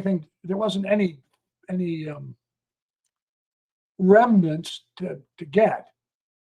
The lighthouse we got, Cleopatra's Palace we got, Mark Antony's Timonium, that was his palace, and Alexander, which was the other thing that I was looking for.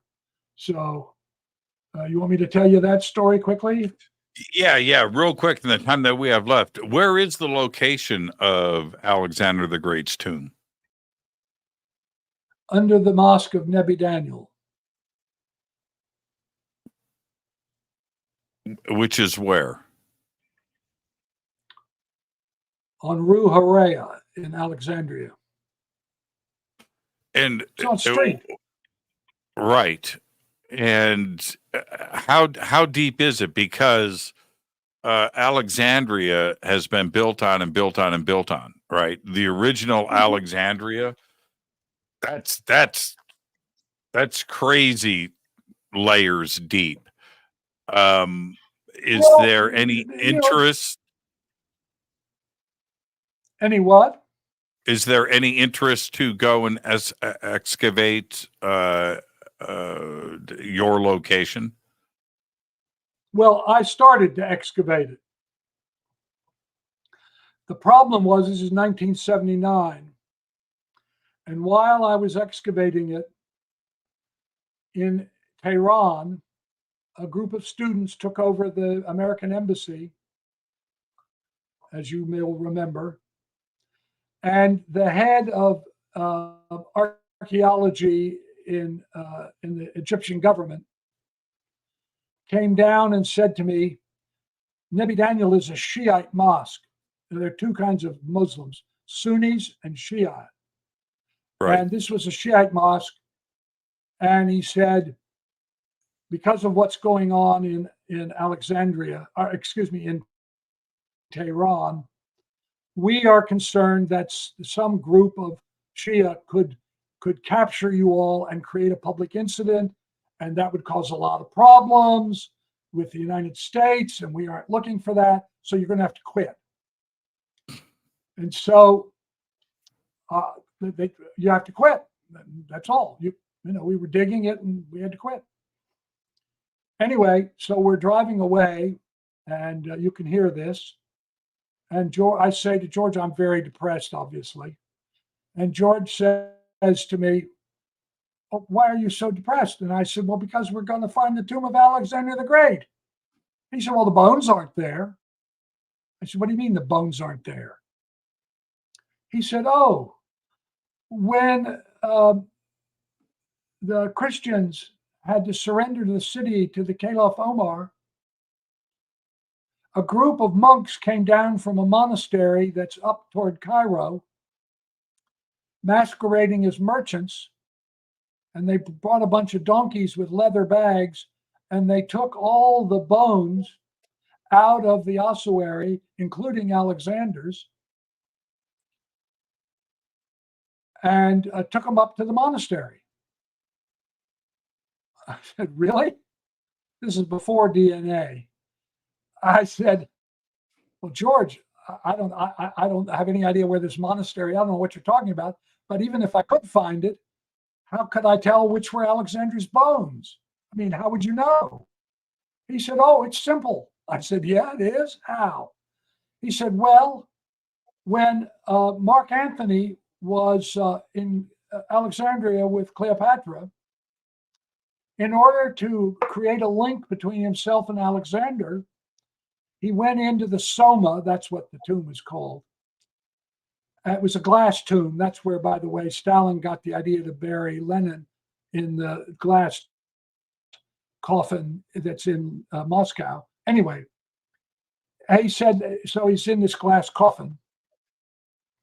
He said, Mark Anthony went in and he took off his red Roman war cape and he had him open the coffin and the mummified body, and he put the cape on the body.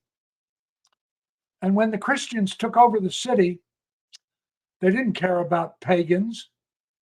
So they didn't do anything to maintain the Soma, and water leaked into the coffin, and it leached some of the red dye into Alexander's bones. So what you're looking for are red-stained bones. Mm. I said, oh, really? Anyway, so, but you know, what are you going to do? So about 2 weeks later, I get a call from NBC. And NBC says to me, you have the only archaeologically sophisticated film crew in Egypt. Would you go up to the monastery of San Makarios at Wadi Natrun? They think they found the bones of John the Baptist, and would you go up and film it for us? I said, sure. So I said, I can't do it right away, but in a few days I'll be able to do it. We take a break. Okay. I don't know where Wadi Natrun is, but I get the Mikolowski Rajaevich and Daoud Abu Daoud, who was the secretary of the Archaeological Society and a professor, who had become quite friendly, and Mustafa El Abedi, and they tell me where it is. It's a monastery that's outside of Cairo, out in the middle of the desert. So we drive up there, the film crew and I, and we get to this monastery, which looks like a fortress. It only has this one little door, and they have no phone at the time. So I knock on the door, and this monk opens the door, and I say to him who I am, and that they say they found the bones of John the Baptist, and I wonder if you would let us in and film the site. And the monk says, well, let me go ask the prior. So he goes away for a minute, he comes back. He says, yes, we'll let you in. So we go in, and this is this kind of big fortress, like a big high wall, and it's open in the middle, and there are all these chapels that are laid out in this open space. And he takes me to this one chapel, and he says, this is the chapel that we call John the Baptist Chapel.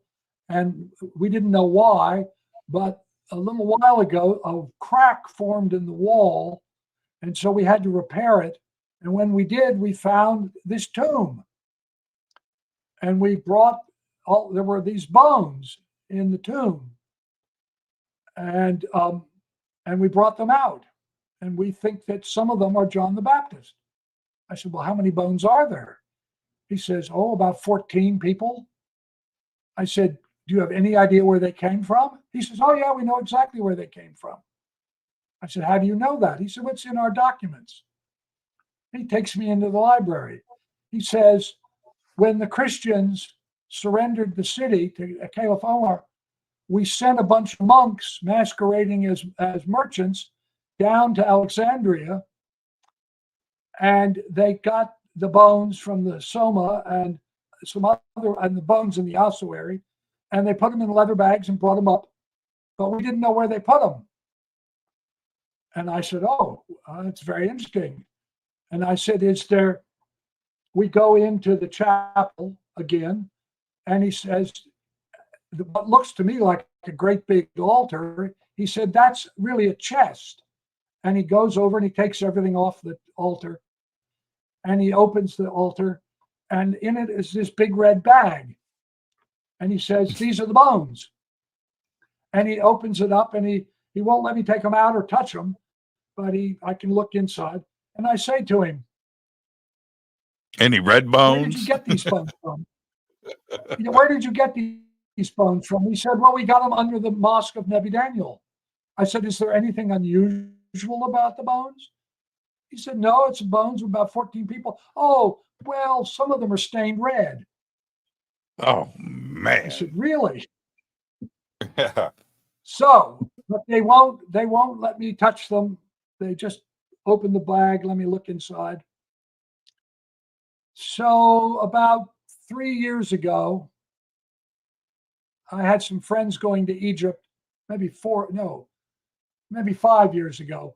Now, Philip of Macedonia, Alexander's father's tomb was found, and DNA had been developed, and they did a DNA of Philip's bones, and they published it. So I knew that if I could get those red stained bones and have the DNA checked, that I could match it with Philip and prove that they were Alexander's bones. So I had these people go over and they talked to the prior, but they wouldn't let me do it because they still don't know which bones are John the Baptist. And from their point of view, they're holy relics. But the good news is one of the monks calls me up, they now have a phone, and says to me, when Prior John retires, some of the younger monks would like to know. So I think, maybe not me, but somebody will be able to go to the monastery of San Makarios at Wadi Natrun and get the bones, the red stained bones, which they admit are there, and do the DNA and see if it matches Philip, because if it does, then George McMullen was absolutely correct. And I believe parts dude from a parts counter. And literally finding parts, by the way. That's the other thing. That's where you're supposed to laugh, Stefan. That was good stuff right there. I'm going to be in Egypt in November. And I have resources. So let's talk offline. Okay. And not here. This is not proper. Plus, I don't want to tip any hats and let stuff out. But this is very interesting to me.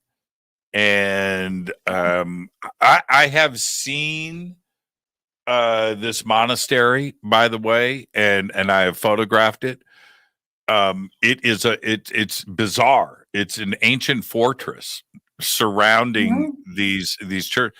And when you see it from the outside, you're like, that's like King Arthur stuff, right? That's what it looks like. Yeah. It's crazy. Yeah, it's crazy. So what a perfect show tonight, Stefan. Thank you so much. We've left a lot on the table, but I look forward to getting you back on, and let's continue this conversation. And I'm very excited about doing that again. What a perfect way to start the week. And look, I'm going to say this, and I say this with the utmost of respect. I am on a journey to learn. All I want to do, my bliss, my life, is to learn and to discover, and from those that have this knowledge. And that's tonight, man. I just took a trip back to school. Thank you for that, Stefan. It was just absolutely an incredible conversation. Okay, so I want you to behave and be well for the rest of your evening.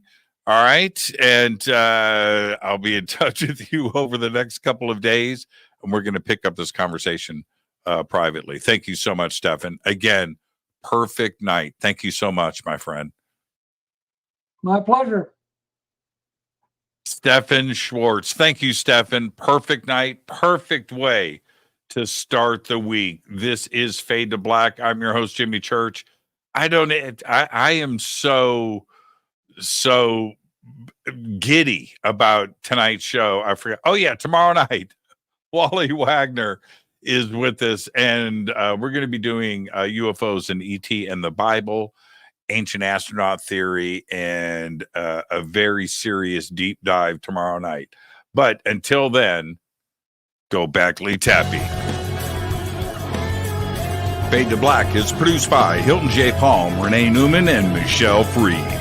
Special thanks to Bill, John, Dex, Jessica, Dennis, and Kevin. Webmaster is Drew the Geek. Music by Doug Aldrich. Intro, Space Boy. Fade to Black is produced by KJCR for the Game Changer Network. This broadcast is owned and copyrighted 2024 by Fade to Black and the Game Changer Network, Inc. It cannot be rebroadcast, downloaded, copied, or used anywhere in the known universe without written permission from Fade to Black or the Game Changer Network. I'm your host, Jimmy Church. Go Beckley Tappy.